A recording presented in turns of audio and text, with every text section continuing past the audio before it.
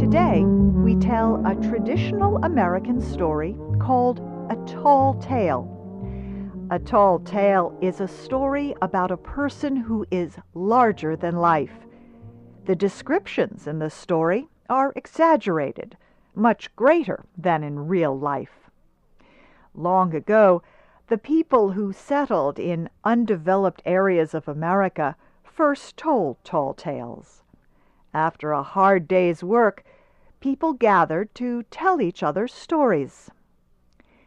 Each group of workers had its own tall tale hero. An African-American man named John Henry was the hero of former slaves and the people who built the railroads. He was known for his strength. Railroads began to link the United States together in the 19th century. The railroads made it possible to travel from one side of the country to the other in less than a week. Before then, the same trip might have taken up to 6 months. Railroad companies employed thousands of workers to create the smooth, flat pathways required by trains. John Henry was perhaps the most famous worker. He was born a slave in the southern United States. He became a free man as a result of America's Civil War. Then he worked for the railroads. Confirming details of John Henry's life is not possible. That is because no one knows for sure if he really lived. This is one of the things that makes his story interesting. However, John Henry is based in part on real events.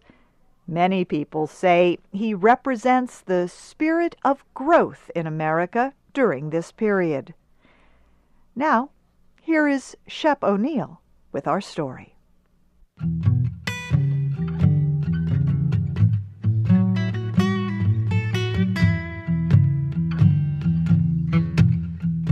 People still talk about the night John Henry was born. It was dark and cloudy. Then lightning lit up the night sky. John Henry's birth was a big event. His parents showed him to everyone they met. John Henry was the most powerful-looking baby people had ever seen. He had thick arms, wide shoulders, and strong muscles. John Henry started growing when he was 1 day old. He continued growing until he was the strongest man who ever lived. John Henry grew up in a world that did not let children stay children for long. One day, he was sitting on his father's knee.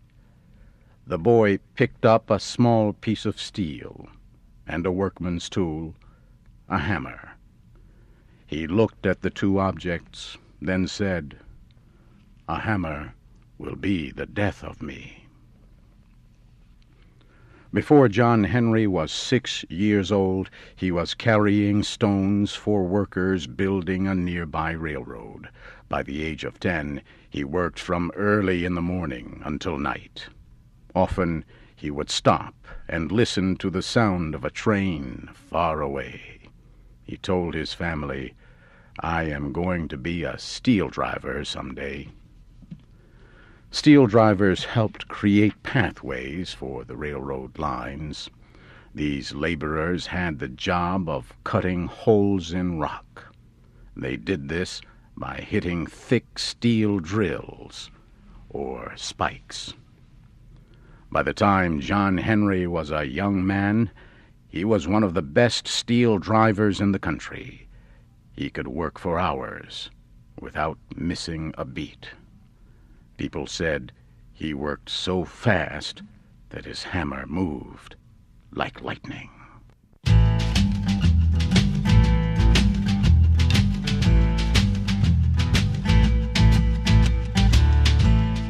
John Henry was almost 2 meters tall. He weighed more than 90 kilograms. He had a beautiful, deep voice and played an instrument called a banjo. John Henry married another steel driver, a woman named Polly Ann. They had a son. John Henry went to work as a steel driver for the Chesapeake and Ohio Railroad, or C&O. The company asked him to lead workers on a project to extend the railroad into the Allegheny Mountains. The workers made good progress on the project until they started working near Big Bend Mountain in West Virginia. The company's owners said the mountain was too big to build a railroad around it, so the workers were told they had to force their drills through it. This meant creating a tunnel more than 1.5 kilometers long. The project required about 1,000 laborers and lasted 3 years. Pay was low, and the work was difficult. The workers had to breathe thick black smoke and dust. Hundreds of men became sick. Many died. John Henry was the strongest and fastest man involved in the project. He used a hammer that weighed more than 6 kilograms. Some people say he was able to cut a path of 3 to 6 meters a day.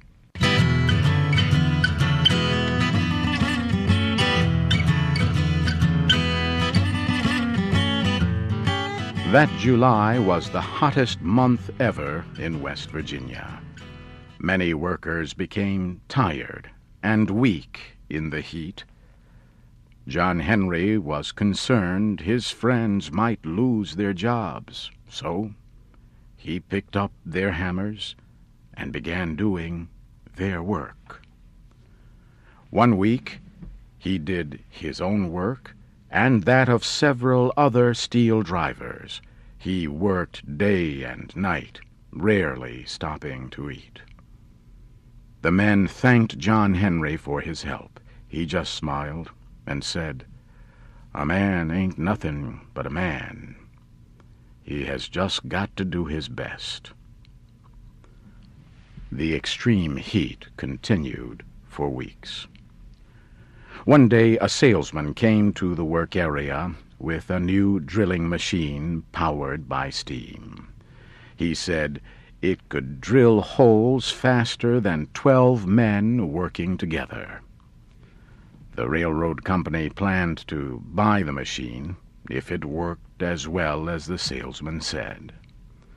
The supervisor of the workers dismissed the salesman's claims. He said, "I have the best steel driver in the country. His name is John Henry, and he can beat more than 20 men working together." The salesman disputed the statements. He said the company could have the machine without cost if John Henry was faster. The supervisor called to John Henry. He said, "This man does not believe that you can drill faster. How about a race?" John Henry looked at the machine and saw images of the future. He saw machines taking the place of America's best laborers. He saw himself and his friends unemployed and standing by a road, asking for food. He saw men losing their families and their rights as human beings. John Henry told the supervisor he would never let the machine take his job. His friends all cheered. However, John Henry's wife, Polly Ann, was not happy. "Competing against the machine will be the death of you," she said. "You have a wife and a child. If anything happens to you, we will not ever smile again." John Henry lifted his son into the air. He told his wife, "A man ain't nothing but a man. But a man always has to do his best. Tomorrow I will take my hammer and drive that steel faster than any machine."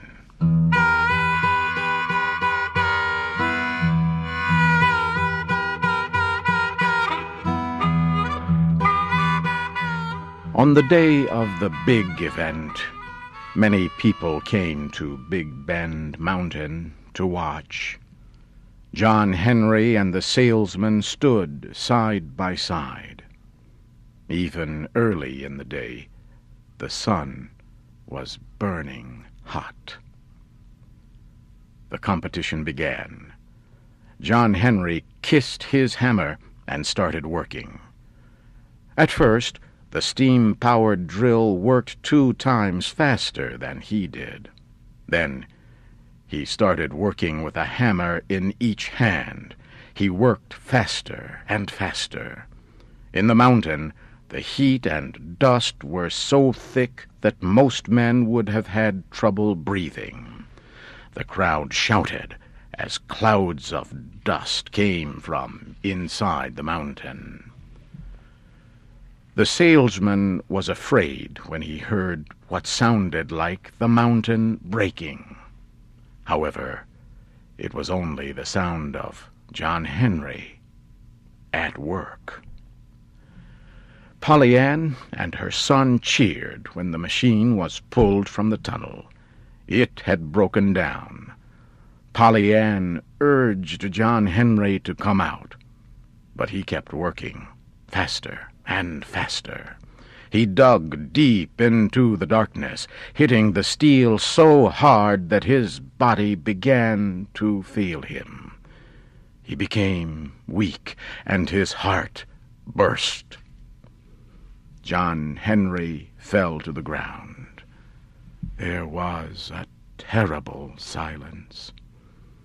Polly Ann did not move, because she knew what happened. John Henry's blood spilled over the ground, but he still held one of the hammers. "I beat them," he said. His wife cried out, "Don't go, John Henry." "Bring me a cool drink of water," he said.